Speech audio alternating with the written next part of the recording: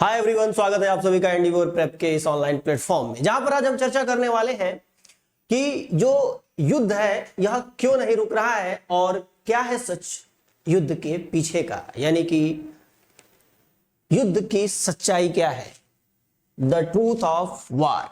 इस पर आज हम डिस्कशन करने वाले हैं। आप सभी को पता है, आपने देखा आर्मेनिया, अजरबैजान, अफगानिस्तान से कैसे अमेरिका ने अपने सैनिकों को पीछे खींच लिया।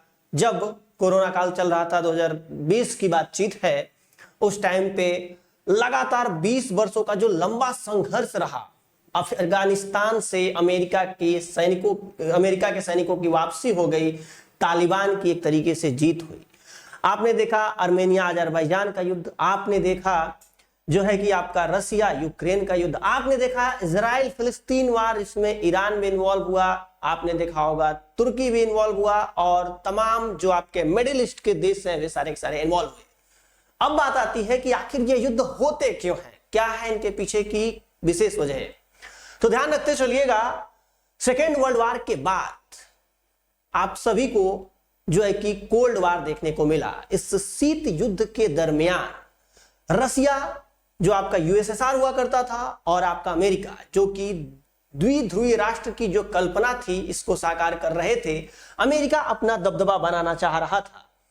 अमेरिका और रसिया में बड़ी मात्रा में आप देखेंगे हथियारों का जो प्रोडक्शन होता है, यानी कि बड़ी मात्रा में वेपन्स बनाए जाते हैं। इनका जो डिफेंस का मार्केट साइज है वर्तमान समय में 300 point something billion US dollar करके है।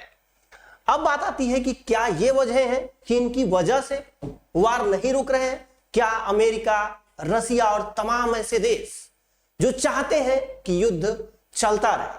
तो आइए इसी पर करते हैं बातचीत।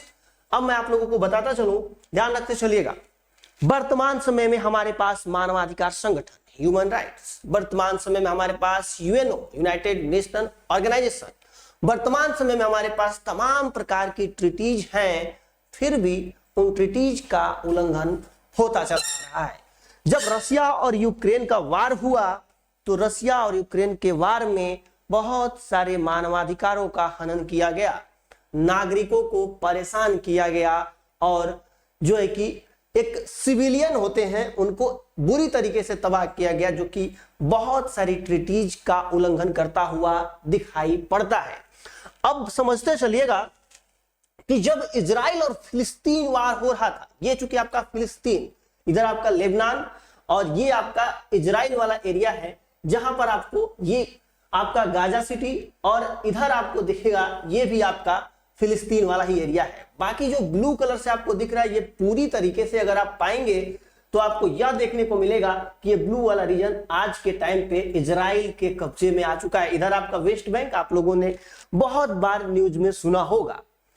तो आखिर अमेरिका जब इसे सपोर्ट कर रहा है तो सामान्य सी बात है, जब एक बड़ी महाशक्ति किसी देश को सपोर्ट करेगी तो उसके पीछे कुछ ना कुछ वजह होंगी। आखिर जो बाइडेन क्यों नहीं चाहते हैं कि युद्ध विराम हो, क्योंकि इससे अमेरिका को बहुत ही बड़ी मात्रा में लाभ है। हम कुछ सवालों पर चर्चा करेंगे, उससे पहले मैं आपको बता दूं कि इजराइल का जो नक्शा था, या यूं कहिए कि फिलिस्तीन का जो नक्शा था, वो लगातार 1917 से लेकर के 2024 या 1967 तक आप कहेंगे पूरी तरीके से बदल चुका है और वर्तमान स्थिति आपके सामने है।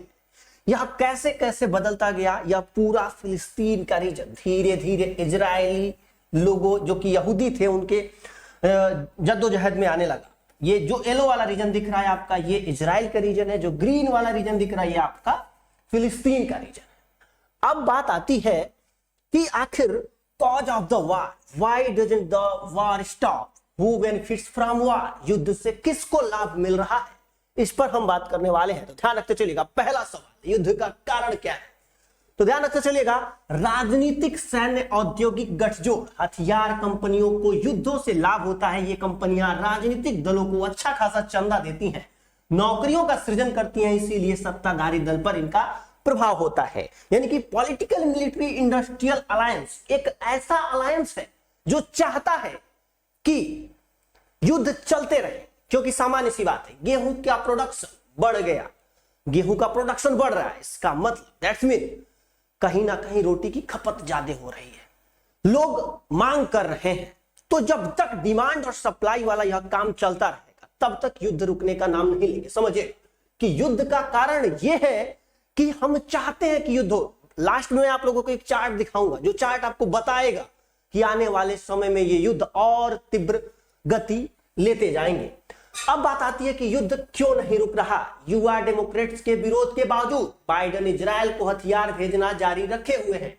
युद्ध का विरोध कर रहे प्रदर्शनकारियों की बात को भी सही ठहराते हैं, लेकिन दूसरी ओर डरते हैं कि हथियारों की सप्लाई बंद करते ही उनका चुनाव अभियान खतरे में पड़ सकता है, क्योंकि एक मेजॉरिटी जो कि वहां का रिच पीपल है अमेरिका का, जो यह कार्य कर रहा है, जो डिफेंस सिस्टम से जुड़ा हुआ है, वो चाहता है, सामान्य सी बात है, अगर मैं बड़ी मात्रा में किसी चीज का उत्पादन कर रहा हूं और सरकार ने उस उत्पादन के अकॉर्डिंग डिमांड को क्रिएट नहीं किया और हमारे हाथ में हो कि हम उस सरकार को गिरा सकते हैं, तो सामान्य सी बात है अगर सरकार डिमांड क्रिएट नहीं करेगी तो हम उस सरकार को सपोर्ट नहीं करेंगे। और वही हुआ यहां पर कि यंग डेमोक्रेट्स के विरोध के बावजूद बाइडेन ने इजराइल को बड़ी मात्रा में अस्त्र शस्त्र जो है थे, जो भी वेपन्स थे, वो बड़ी मात्रा में सप्लाई करना जारी रखा। सामान्य सी बात है जब हथियार आते रहेंगे तो युद्ध रुकेगा नहीं। अब समझिए युद्ध क्यों नहीं रुका, आपने समझा। अफ्रीका की अगर स्थिति की अगर बात करें, और एक चीज आपको मैं बता दूं, बड़ी मात्रा में जो यहूदी हैं वो आपका अमेरिका में रहते हैं।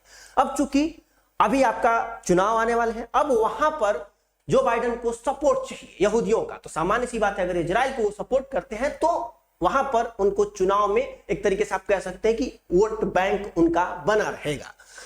कि आखिर the state of Africa, Africa की क्या स्थिति। अफ्रीका एक ऐसा महाद्वीप है जहां पर बहुत सारे छोटे छोटे देश हैं। अगर आप अफ्रीका को मैप में जाके देखोगे तो बहुत सारे छोटे छोटे देश हैं, जिसके कई सारे जियोग्राफिकल एंड पॉलिटिकल कारण हैं जिन पर अभी हम चर्चा नहीं करने वाले हैं। बट समझिएगा यह पूरा का पूरा continent, entire continent is full of arms and conflicts.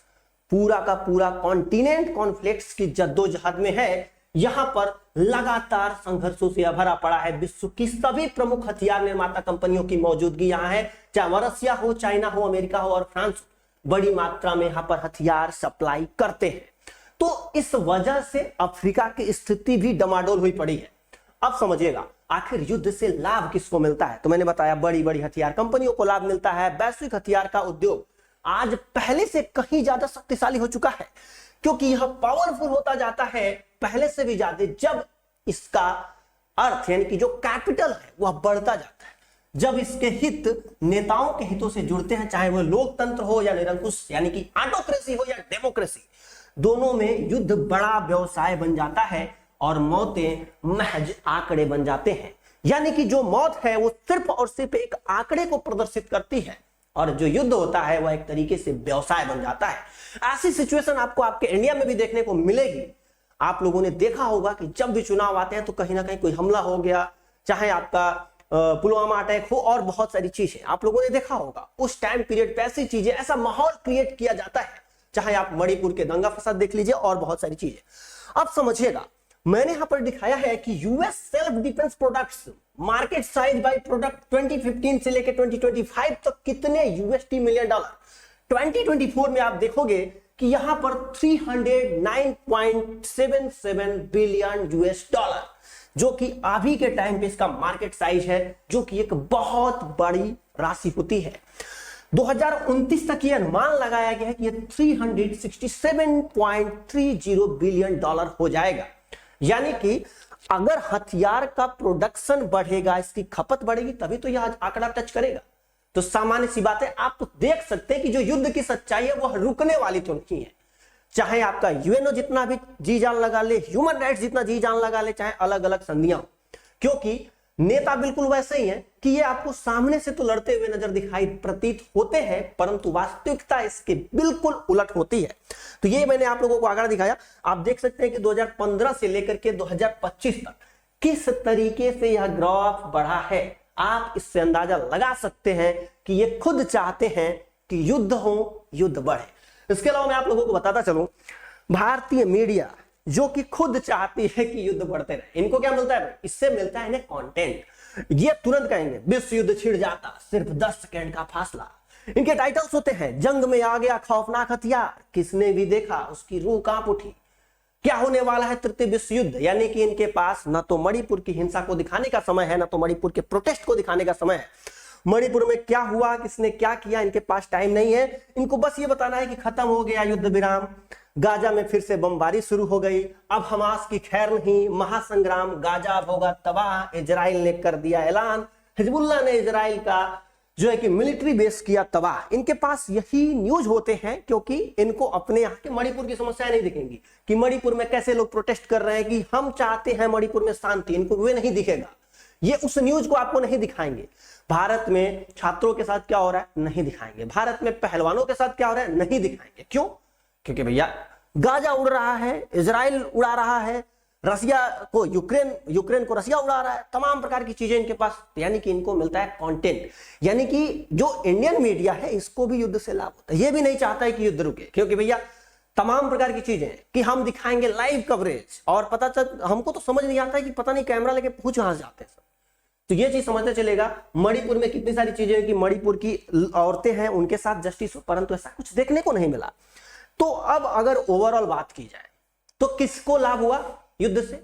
युद्ध से हुआ नेताओं को लाभ। सारा युद्ध थम जाएगा एक दिन और मौतें सिर्फ महज आंकड़े रह जाएंगे। अगर इसका किसी को लाभ मिलेगा तो शायद वह चुनिंदा नेताओं को मिलेगा, नेता नगरी को मिलेगा, और सिर्फ एक वोट बैंक की राजनीति में यह कुछ यूं ही सिमट जाएगा। और यह जो पूरा का पूरा एक छोटा सा मैं कोट कहना चाहूंगा कि युद्ध ने हमसे लिया क्या, हमसे दिया क्या। किसी माँ ने अपने बेटे को खो दिया, तो किसी बहू ने अपने पति को खो दिया, और किसी बच्चे ने अपने पिता को खो दिया, वह यतीम हो गया। युद्ध ने हमसे लिया क्या, युद्ध ने हमें दिया क्या। आने वाले समय में कुछ नेता पुनः वैश्विक मंचों पर हाथ मिलाते हुए एक दूसरे की पीठ थपथपाते हुए नजर आएंगे। युद्ध विराम हो जाएगा, परंतु एक ही सवाल हमारे मन में रह जाएगा कि युद्ध ने हमसे लिया क्या और युद्ध ने हमें दिया क्या। तो साथियों, उम्मीद करता हूं कि आज का यह टॉपिक आप लोगों को समझ में आया होगा। अगले किसी ऐसे ही टॉपिक में हम आपसे मुलाकात करेंगे, और तब तक के लिए आप सभी को bye take care, God bless you all, thank you so much.